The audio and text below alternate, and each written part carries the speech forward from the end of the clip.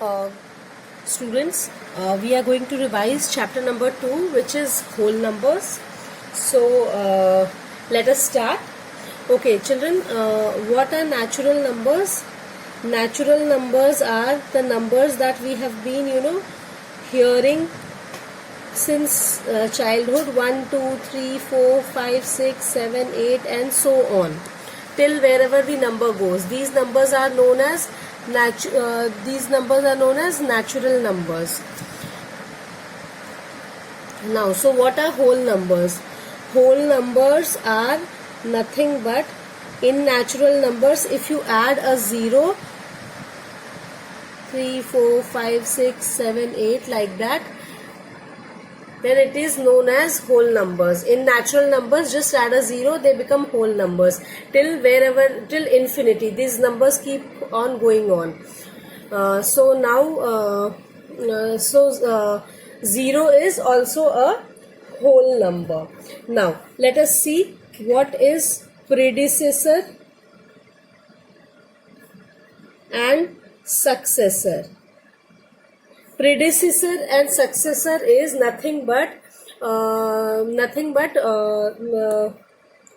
in predecessor, if a number is given, you have to do -1, and in successor you have to do +1. So predecessor is nothing but the number before, and successor is nothing but the number after. So let us take an example. Now suppose I have this number 46932. So what will be the predecessor?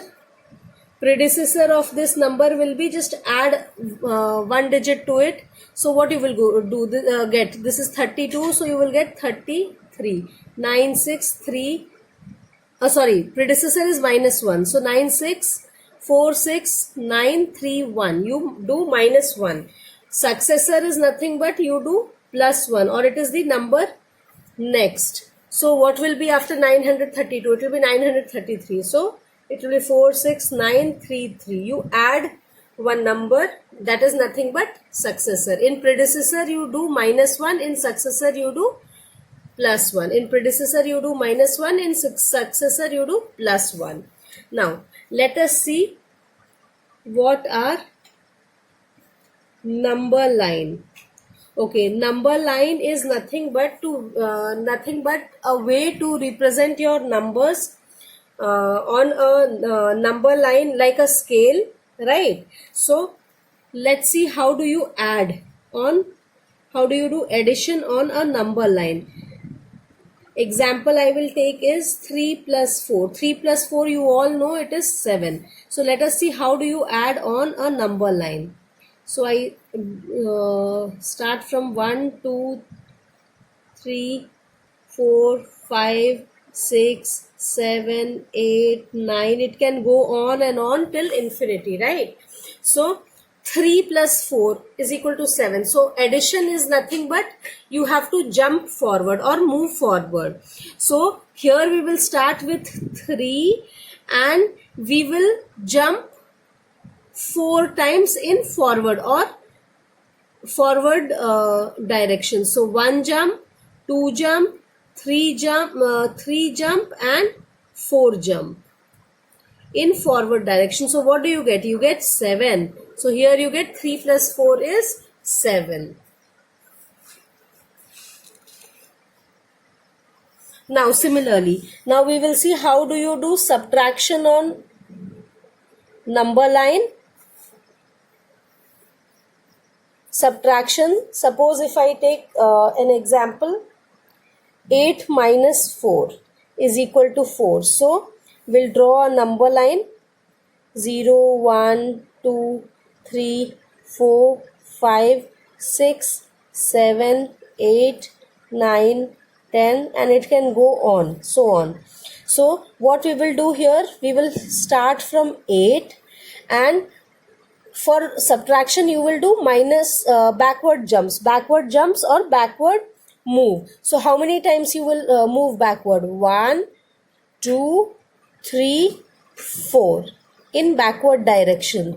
So what did you get? You end at 4. So your answer is 8 minus 4 is equal to 4.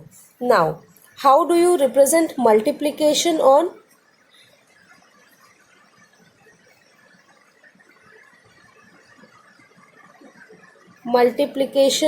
number line? Multiplication is nothing but repeated addition, right children? So in addition, what do we do? In addition, we do forward jumps. So in multiplication also we will do forward jumps. In addition you do forward jumps.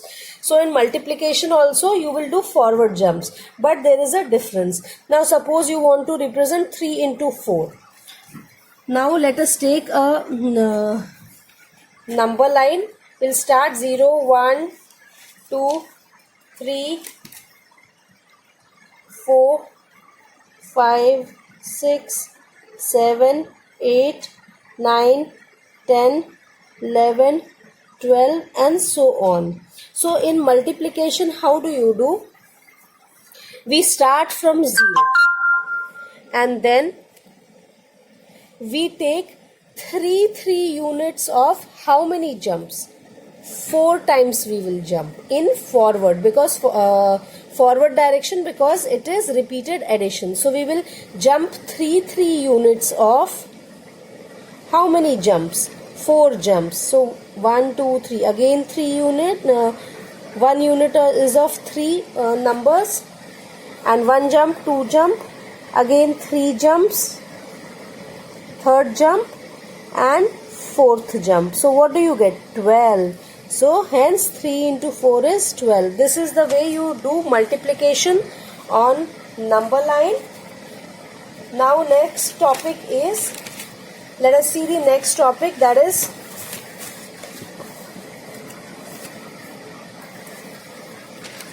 properties of whole numbers.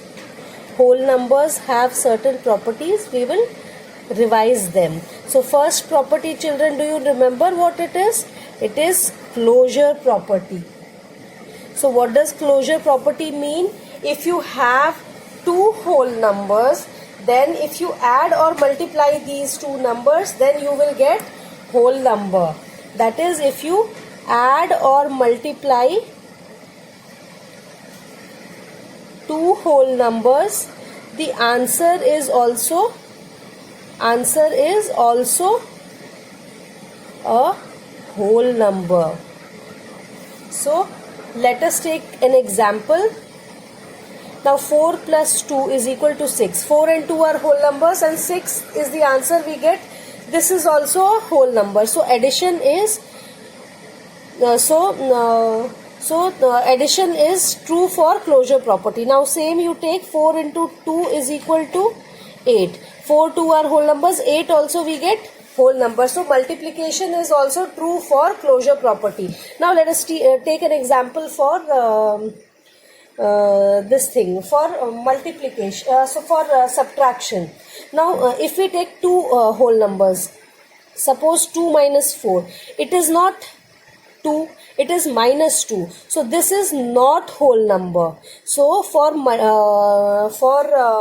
subtraction, this property is not true. Similarly, for division, suppose we have 7 divided by 0. So if any number is divided by 0, that number is not defined. So this is again not a whole number. So closure property is true for addition and multiplication, but not true for subtraction and division. Now the second property is commutative property.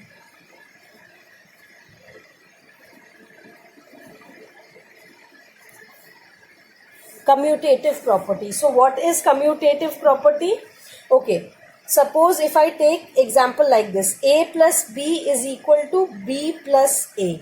That means if there are 2 whole numbers, example, let me take 4 plus 2, it will be equal to 2 plus 4. First let us see, is it true or not? 4 plus 2 is 6 and 2 plus 4 is also 6. So what does commutative property say? Commutative property says when two whole numbers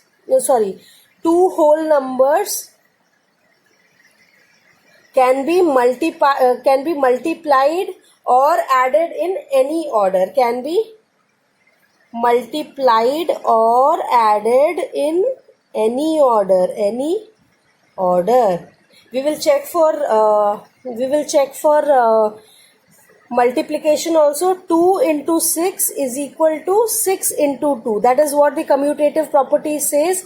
That means they can be multiplied, the whole numbers can be multiplied in any order. So 2 into 6 is equal to 12 and 6 into 2 is also 12. Now this property is not true again for subtraction and multiplication. Let us see an example of subtraction also. Now 6 minus 2 is not equal to 2 minus 6. 6 minus 2 is 4, which is not equal to 2 minus 6. So this property does not hold true for subtraction again. Now we'll check for division. Now 6 divided by 2. How much it is? 6 divided by 2 is 3, is not equal to 2 divided by 6, right? So this property does not hold true for division again. So now let us see the third property, that is associative property. The third property is associative property. So what does it say? Now suppose if I take an example, 2 plus 3 plus 4. Now what does associative property says?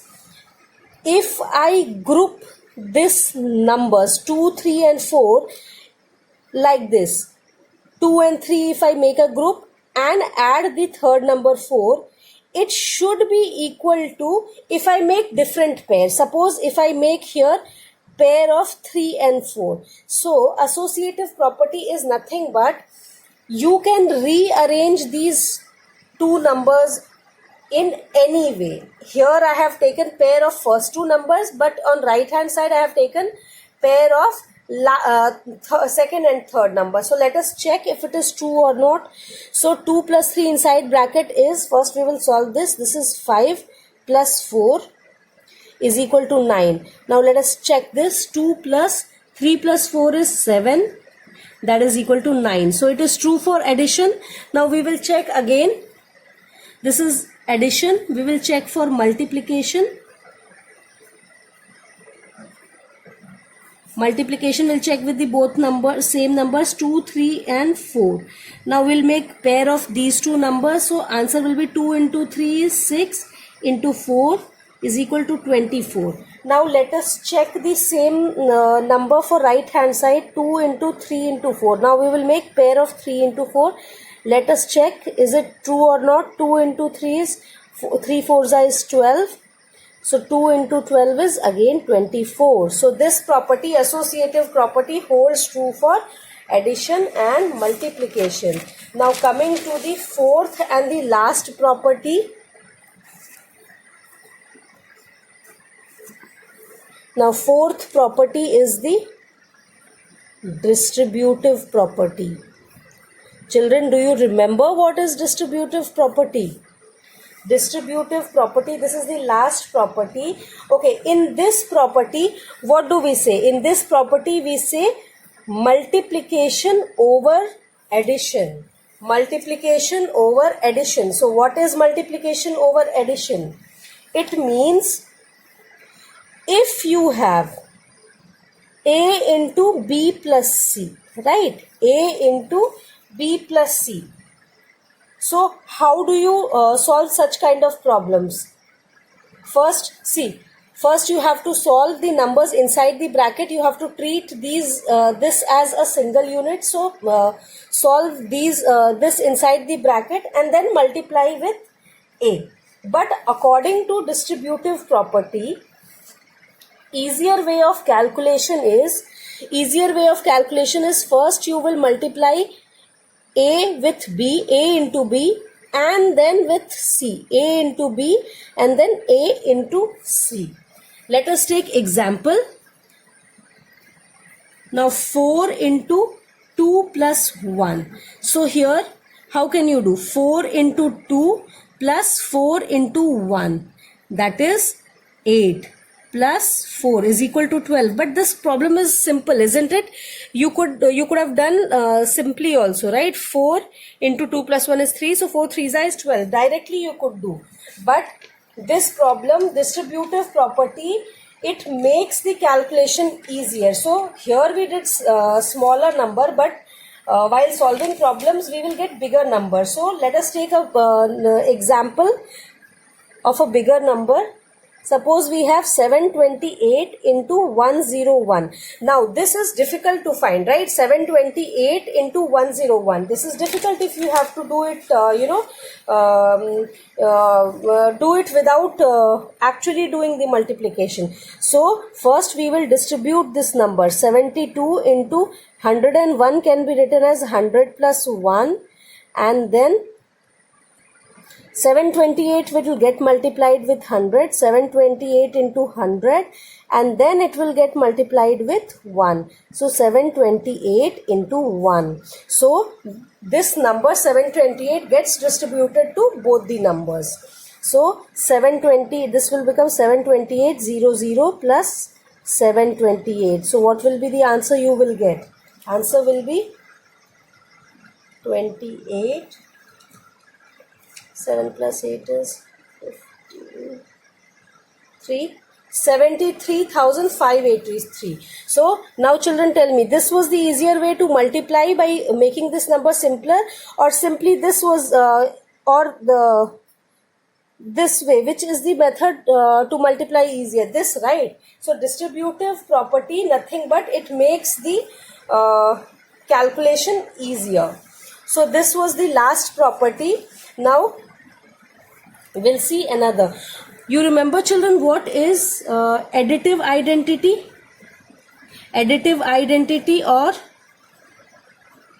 multiplicative identity. So 0 is called as the additive identity. That means if you add 0 to any number, you will get the number itself. And what is multiplicative identity? Multiplicative identity is 1. So if you multiply 1 to any number, you will get the number itself. So children, these were the topics of chapter 2. You already have done them. So please revise these two chapters. Thank you.